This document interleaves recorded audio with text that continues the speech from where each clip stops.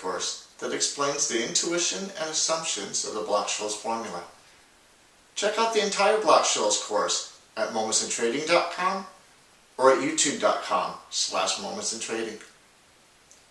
The intuition and assumptions of the Black Scholes formula explain how markets move. By combining and adding to the work of others before them on the following three theories: the efficient market theory, the random walk theory, and the no riskless arbitrage argument, Black and Scholes were able to model markets.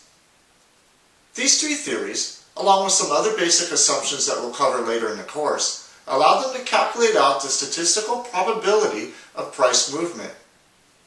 In other words, they were able to calculate out the odds of future price direction. Throughout this mini-course, keep the following in mind because it is one of the key points behind Black and Scholes and what this mini-course will lead up to and explain.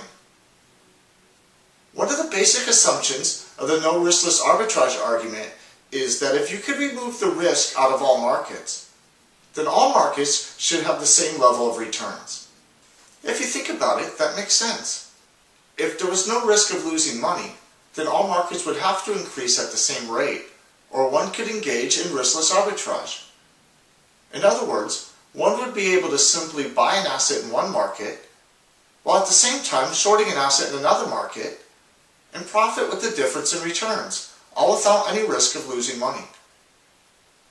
In this mini-course, which is the first part of a complete course on the Black Scholes formula, I'll explain both the efficient market theory and the random walk theory, which leads to the concept of the two driving forces of price, an underlying fixed drift rate that all markets have, and the effect of constant random volatility.